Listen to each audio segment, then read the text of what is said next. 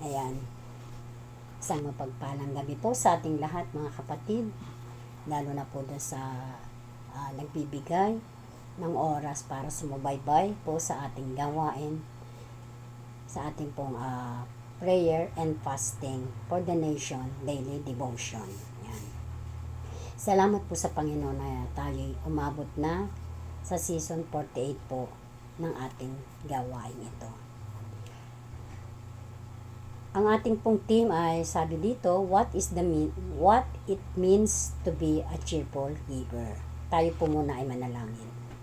Aming Amang Diyos na makapangyarihan sa lahat, na may gawa ng langit at lupa. Panginoon, maraming pong salamat, Panginoon, sa bawat pagkakataon, Ama, na ipinagkakaloob mo sa amin, Panginoon, upang mag-aral, Panginoon, ng iyong mga salita, Panginoon. Salamat sa lahat ng biyaya, Ama. Salamat sa gabay, Panginoon, ay pinagkakaloob mo sa amin, O God. Minsan, Lord, hindi ka nagkulang po sa amin, Panginoon. At anumang karumihan, Panginoon, na nakita mo, na nagawa ko, o nasabi, Panginoon, na hindi nakalugod sa iyo, Ama. Ako po'y patawarin mo, Panginoon. Patawarin mo bawat isa sa amin, O God, Lord. At pakalinisin ang aming puso sa oras na ito, Panginoon. Lord, ikaw lang ang maitaas, Panginoon, sa gabing ito, Panginoon. Linisin mo po at patawarin, Panginoon, ang bawat, lalo na po ako na magdadala, Lord, na yung mga salita, Panginoon, dahil ang alam mo ang naisin ng aking puso at ng bawat sa amin, Lord, ang maihayag, Lord, ang yung mga salita, ikaw ang maparangalan, ikaw ang maitaas sa gabing ito, Panginoon. Lord, kung saganang akin, ako po'y walang magagawa, Panginoon, subalit ikaw ang aking Diyos na makapangyarihan sa lahat, Panginoon. Ilagay mo po ako sa iyong likuran, Ama, at ang mga salita mo na maihahayag sa gabing ito, Panginoon, ay tumimo sa pinakamatabang bahagi na aming puso, Panginoon. Lord, salamat sa gabing ito, Panginoon. Gabayan mo kami, at muli binubuksan namin aming mga puso, malaya kang kumilos, Panginoon, sa bawat isa sa gabing ito, Panginoon. Sa lahat ng papulit pagsamba, pagdakila, ito pong aming samot dalangin, in Jesus' name we pray. Amen. Muli po, magandang gabi po sa ating lahat. Ulitin ko po ang ating theme, what it means to be a cheerful giver. Sabi po sa Tagalog, ito po ay masayang nagbibigay or bukal sa pusong nagbibigay. Amen. Ang ating pong verse sa gabing ito ay manggagaling sa Kawikaan 11:25. Sabi po rito, ang taong matulungin sasagana ang pamumuhay at ang marunong tumulong ay tiyak na tutulungan.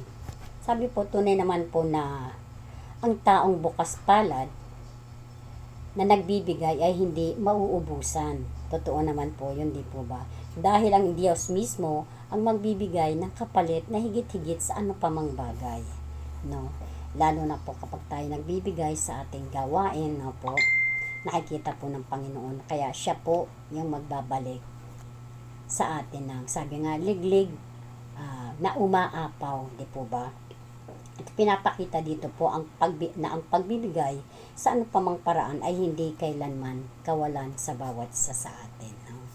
Yun po yung pinaka-feedback, no? Pagbabalik kung tayo'y taus-pusong nagbibigay, lalo na po sa gawain ng ating Panginoon.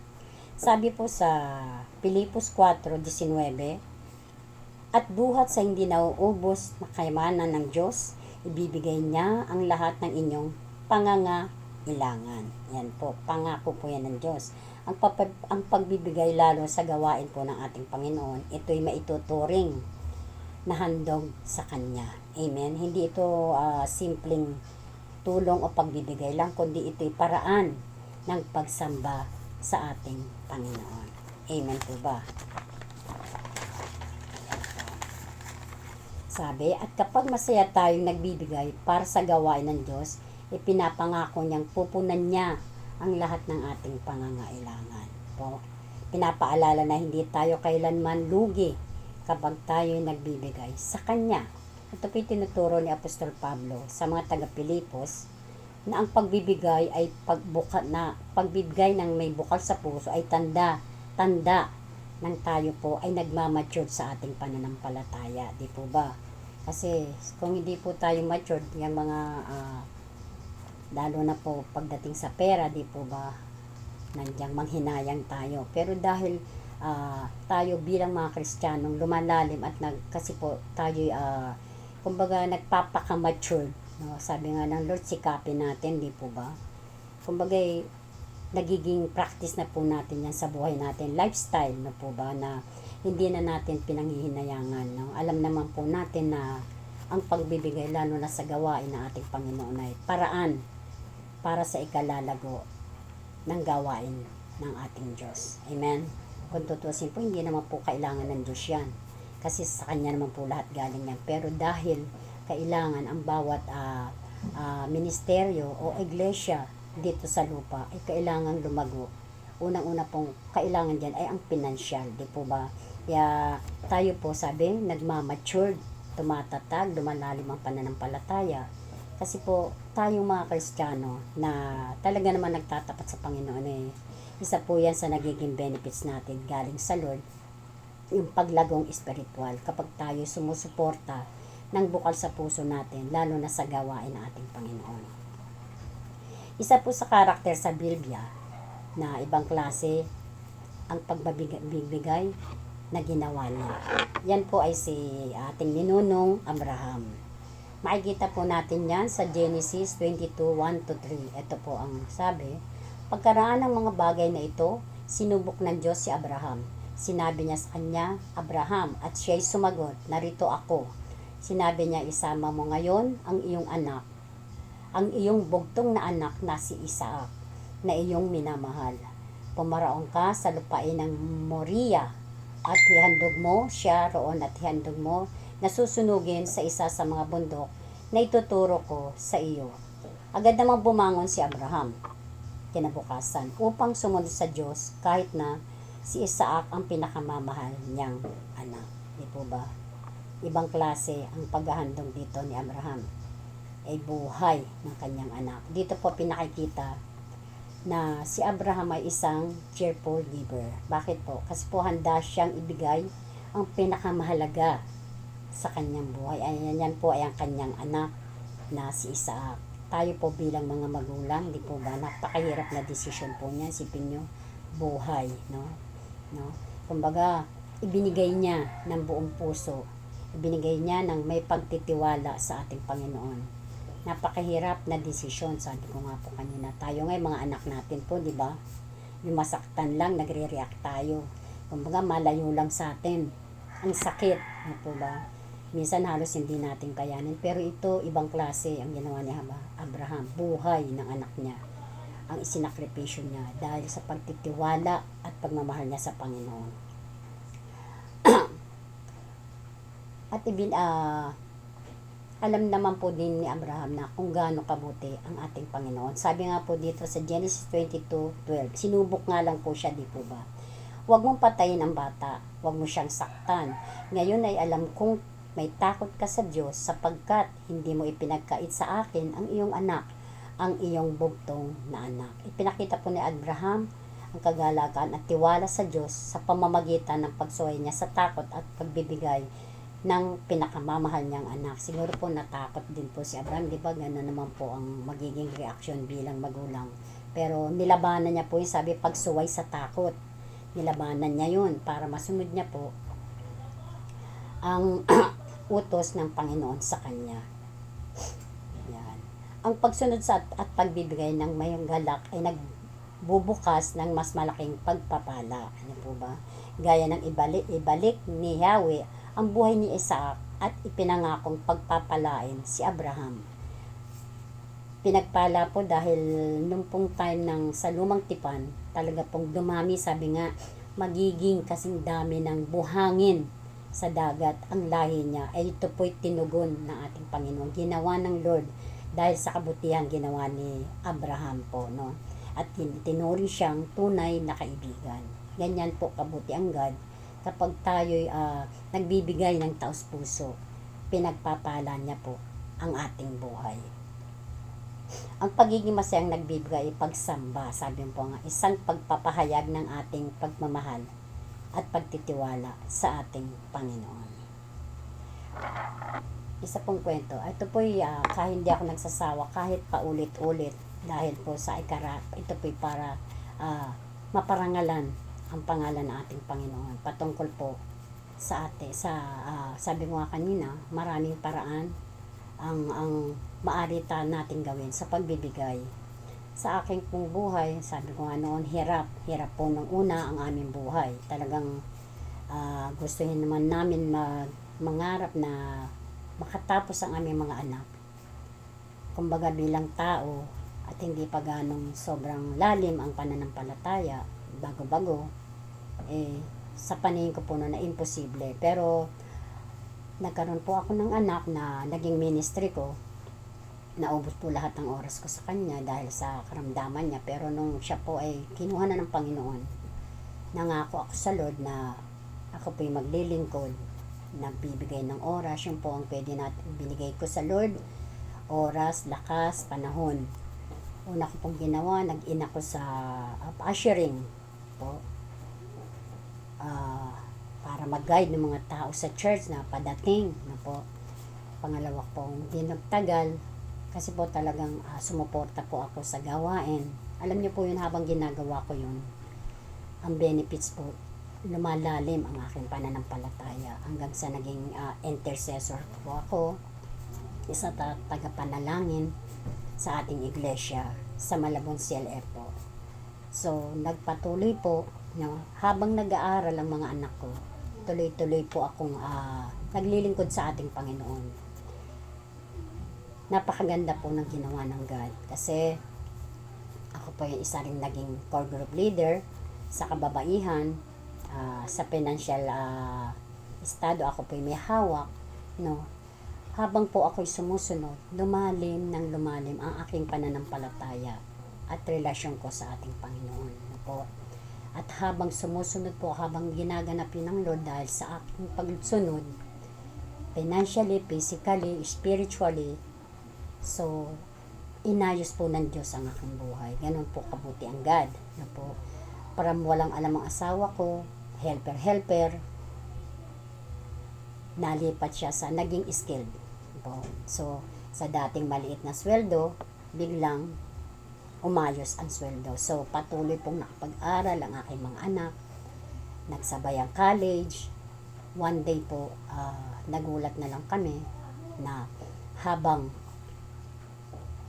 ako'y naglilingkod sa Panginoon sa lahat ng area ng aking buhay, inayos po ng Diyos yung from mahirap, from wala, sa ngayon po ay hindi ko masasabing mayaman ako, pero sapat-sapat po ang biyaya ng Panginoon. Nakatapos ang aking mga anak. Sa ngayon po ay may magaganda na silang trabaho. Alam niyo po yun, yung ibinigay ko panahon sa Lord, ibinigay niya pabalik sa akin ng, sabi nga, pag nagbigay ang Lord, siksik, liglig at umaapaw, no po. Sa financial, sinikap ko po na ang aking tithes ay kompleto. Totoo po yan. Meron pa akong sa kaparaanan ko lang po na kapag ako hindi nakapagsimba, yung pong aking tithes nung week na yon, isinasama ko po sa susunod na week. So dumodoble. Kumbaga pinractice po ako ng Panginoon na ibigay ko yung tama. Alam niyo po, siksik, liglig at umaapaw ay pinagkaloob ng Panginoon, maging sa aking kalusugan. Ganun po ang Lord, no? Lahat ng aspeto ng ating area ng ating buhay, pagpapalain niya kapag tayo'y bukas puso na nagbigay para hindi lang sa kanyang mga gawain, kundi buong puso para sa Panginoon, no po. Nagtiwala, no po, na bagamat minsan imposible sa paningin natin, pero nagtiwala po ako na may gagawin ang ating Panginoon. Kaya hindi po ako nagsasawang paulit-ulit ko na sinasabi at isinishare na talagang ang Diyos po ang totally na cheerful giver sa bawat isa sa atin. Amen. Doon ko po talaga nakita na ang tunay na pagbibigay ay nagmumula sa pusong may pananampalataya, pinalawak ng Lord, maging ang aking relasyon sa Kanya at tiwala sa Diyos. Ang maksayang pagbibigay kahit minsan mahirap. Totoo naman po yun, di ba? Lalo kapag, pero wag po natin titignan yung marami tayong gastos, na po. may mga utang na dapat bayaran. Kasi po ako noon, ang ginagawa ko, sineseparate ko na po yan. Kasi po mahirap kapag hindi nyo inuna. Kumbaga, hindi tayo makakapagbigay ng tama. Sabi po, ay bagamat minsan mahirap, subalit ito'y nagbubunga ng mas malaking pagpapala at malalim na relasyon sa ating Panginoon. No? Ang pagiging cheerful giver po, dapat po yan sa lahat ng area ng ating buhay, hindi lang pinansyal. Sa ating lakas na pwedeng magpagamit tayo sa Panginoon, no? Ipagabigay natin ang Lord para magamit sa mga gawain. Sa ngayon po, meron po akong D5 sa bahay. Hindi ko sinasabing perfect, pero nagpapatuloy po. Sabi nga, alam niyo po, pinanghahawakan ko rin po kasi yung salita ng Diyos sa 1 Corinthians 15:58 na magpakasipag, magpakatatag, huwag matinag, dahil alam natin ang lahat ng ginagawa natin para sa Panginoon ay hindi masasayang. Na po, ang pagbibigay, ang pagiging cheerful giver dapat po sa lahat ng area ng ating buhay, lalo na po para sa ating Panginoon, dahil yan po ay ibabalik niya sa atin ng doble-doble. Inuulit ko, siksik, liglig at umaapaw. Ganun po kabuti ang Diyos. Siya po yung totoong perfect cheerful giver, dahil siya po yung source ng lahat ng meron tayo. Yun lamang po at magandang gabi po sa ating lahat. Let's pray po again sa ating pong pagtatapos. Aming Ama Diyos na makapangyarihan sa lahat, Lord, salamat sa iyong mga salita, Ama, na naihayag, Ama. Lord, tunay na ang mga salita mo, Panginoon, ay gabay ng bawat isa sa amin, Ama. Panginoong Jesus, ang pagiging mapagbigay ay ikaw rin ang nagbigay niyan sa amin, O God, na puso, Panginoon, na bukas para sa pagbibigay, O God. Ikaw rin ang naglagay niyan, maging desire ng puso namin, Panginoong Jesus. Lord, salamat, Panginoon, sa bawat salita, Panginoon, na iyahayag sa bawat kabilo sa gawain ito, Ama. Tunay, Panginoon, na ang gawain ito ay pinagpala mo na, Panginoon, at muli tinataas namin sa iyo, Lord, ang aming bansa. Hindi lingid sa iyo, Ama, ang patuloy na nangyayari, Ama, pero Diyos ka naming makapangyarihan sa lahat. Sabi mo nga, Panginoon, sa panaghoy, ang lahat ng bagay, Panginoon, masama't mabuti, pahintulot mo. Subalit ang lahat ng ito ay kontrolado ng iyong kapangyarihan, Ama. Ano man ang gawa ng kaaway na pilit na iginigiit, Panginoon, alam namin na ito ay winawasak mo sa pangalan ni Jesus. In the mighty name of Jesus, Lord, patuloy mong gabayan ang aming bansa, Ama.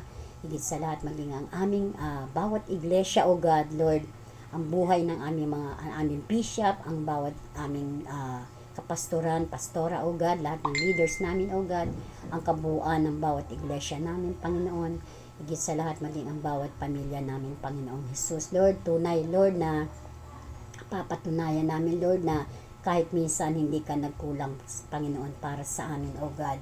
Masasabi namin, Panginoon, na napakasarap pong magtiwala sa iyo, O God, Lord, dahil ang lahat ng nagtitiwala sa iyo ay hindi mo binibigo, Ama. Kaya salamat, Panginoon, maging sa gabing ito, O God, Lord, nawa, Lord, naging mabangon sa iyo, Panginoon, ang mga salita mo, Lord, na naihayag, O God, Lord, ang naging patutuo, Lord, kung gaano kakabuti sa buhay ng bawat sa amin, Lord, lalo na, Panginoon, sa aking buhay, O God. Salamat po, Panginoon, by faith and authority ng kinapo namin ang katugunan, Ama, ng aming panalangin. Salamat sa lahat ng papurit, pagsamba, pagdakila, parangal, Panginoon, pagluwalhati, Panginoong Yesus. Ang lahat ng ito ay binabalik namin sa tanging pangalan at makapangyarihang pangalan ng aming Panginoong Yesus. Amen. Magandang gabi pong muli sa ating lahat.